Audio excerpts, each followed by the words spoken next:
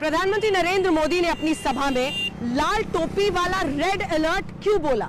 वो अखिलेश यादव का नाम भी ले सकते थे, समाजवादी पार्टी पर सीधा हमला भी बोल सकते थे।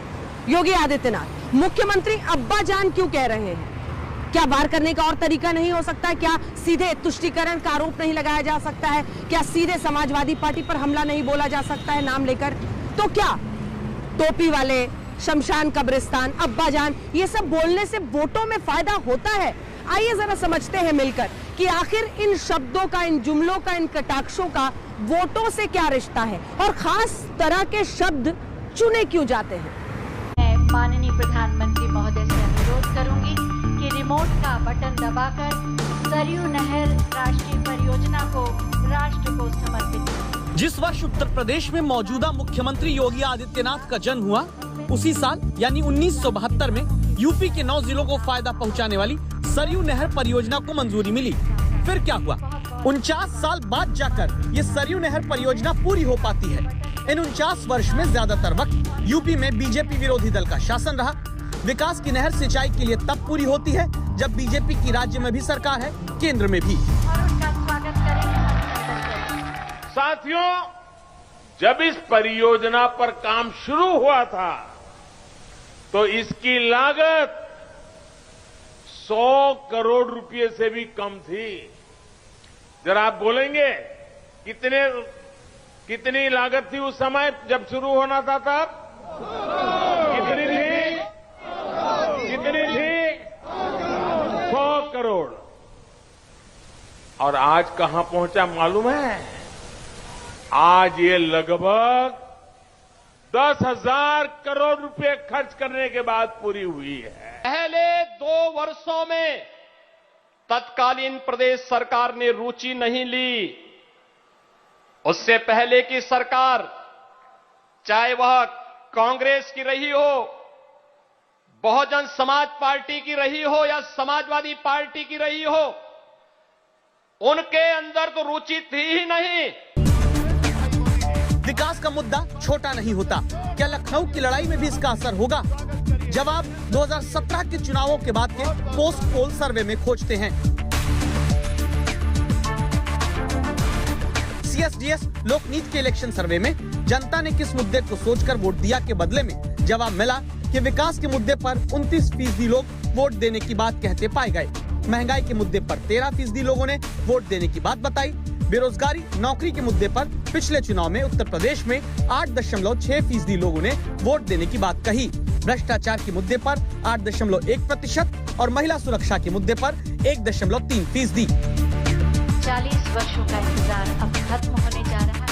इस आधार पर हम अब ये समझना चाहते हैं, जहां जनता विकास पर ज्यादा वोट देने की बात करती है, न कि भ्रष्टाचार के मुद्दे पर, वहां विकास योजनाओं के मंच से लाल टोपी समेत दूसरे जुमले क्यों आए?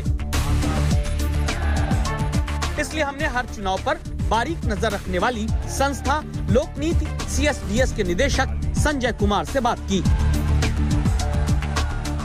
चुनाव में कई बार जब आप प्रतीकों का सहारा लेते हैं किसी चीज को बताने के लिए, तो वो ज्यादा कारगर होती है। जब आप प्रतीकों का सहारा लेते हैं तो मतदाता ये विवश होते हैं सोचने के लिए कि किसके बारे में बात की जा रही है, तो वो जरा ज्यादा ध्यान से बातों को सुनते हैं। इसी के लिए कई बार ऐसा होता है कि पार्टियों का सीधा नाम न लें, नेताओं का सीधा नाम न लें, लेकिन कुछ ऐसे सूचक चिन्हों से संकेत दें जिससे वोटर उसमें ज्यादा थोड़ा दिलचस्पी लेता है और बहुत ध्यान से सुनता है। इसी के लिए मुझे लगता है प्रधानमंत्री ने समाजवादी पार्टी का नाम नहीं लिया, बल्कि लाल टोपी की ओर इशारा किया, और लाल टोपी एक प्रतीक है समाजवादी पार्टी।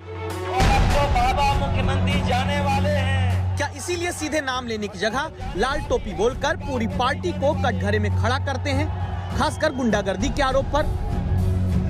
इन तस्वीरों को देखते हैं। ये लाल टोपी जुमले वाली राजनीति के वक्त की आई ही तस्वीर है। चंदौली में समाजवादी पार्टी और पुलिस वालों के बीच धक्का मुक्की हुई।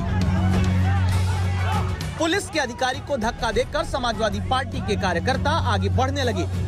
क्या कोशिश है कि ऐसे जो लाल टोपी समाजवादी पार्टी की पहचान बनकर दिखती है, उसे अपराध के मुद्दे पर वोटर के सामने खड़ा कर दिया जाए?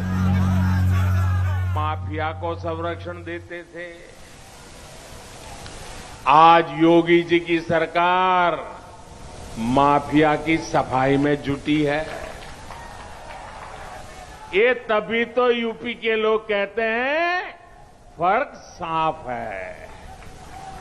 पहले जो सरकार में थे वो यहां जमीनों पर अवैध कब्जे करवाते थे।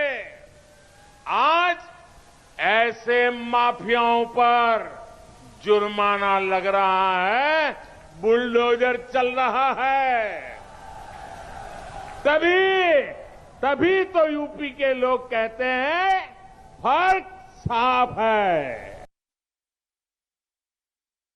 लाल टोपी जुमले का इस्तेमाल अगर अपराध, माफिया, भ्रष्टाचार के आरोपों के लिए किया जाता है तो फिर अब्बाजान के जुमले का प्रयोग यूपी के चुनाव में समाजवादी पार्टी को मुस्लिम तुष्टीकरण के आरोप में घेरने के लिए होता है। सरकार है 2017 के यूपी चुनाव में भी उन्होंने बड़ी जीत हासिल की। तो बीजेपी आज हम कहते हैं कमांडिंग स्टेज में है। बीजेपी का जनाधार बहुत बड़ा है और इसकी एक वजह बहुत साफ है। बीजेपी ने इस बात का बहुत खुलकर प्रचार प्रसार किया कि जो दूसरी पार्टियां हैं जो आज विपक्ष में बैठी हैं, इन पार्टियों ने धार्मिक एक तरह से मुस्लिम तुष्टीकरण किया है। जो माइनॉरिटीज हैं उनके जरूरतों को ज्यादा ध्यान रखा और मेजॉरिटी कम्युनिटी जो हिंदू हैं उनके हितों की अनदेखी की गई। मुस्लिम तुष्टीकरण के आरोपों पर अब्बाजान के बहाने एसपी क्यों घिरती है? वजह ये कि 2013 में अखिलेश सरकार ने हाई स्कूल पास मुस्लिम लड़कियों को 30,000 रुपए आगे की शिक्षा या शादी के लिए दिए जाने का फैसला किया था। तब इलाहाबाद हाई कोर्ट ने धर्म के आधार पर आर्थिक मदद दिए जाने पर नोटिस देकर जवाब तक मांगा था।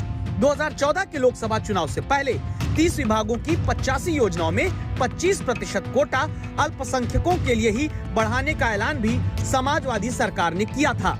अखिलेश सरकार ने 2016 और 17 में 10वीं से नीचे की कक्षाओं में पढ़ने वाले अल्पसंख्यकों की छात्रवृत्ति के लिए 537 करोड़ रुपए भी आवंटित किए थे। जवाब में अब अखिलेश यादव बीजेपी को वोटों के ध्रुवीकरण करने वाली पार्टी बताते हैं। बहुत ध्यान से अगर देखोगे तो लाल रंग से मिलता जुलता काम होने लगा है स्टेज पर भी, और कपड़े भी लोग मिलता जुलता लाल से पहनने लगे। देखिए दोबारा आज टीवी पर, तो इसका मतलब लाल की तरफ जा रहे हैं सब, लाल रंग के समर्थन में जा रहे हैं सब। आज भी अगर आप ध्यान से देखोगे क्या लाल रंग से मिलता जुलता कोई नहीं पहन के आ रहा है। तो ये संदेश है आपको कि लाल की तरफ जाइए सब लोग। लखनऊ की लड़ाई में जुमलों की राजनीति का तीसरा शब्द है शमशान कब्रिस्तान। इसका प्रयोग पिछले चुनाव में भी हो चुका है, इस बार भी मुख्यमंत्री कर रहे हैं।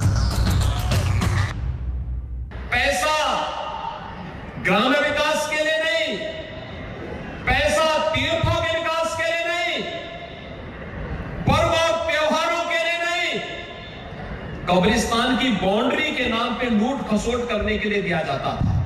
बड़ी संख्या में यहाँ पर मंच पर देता है।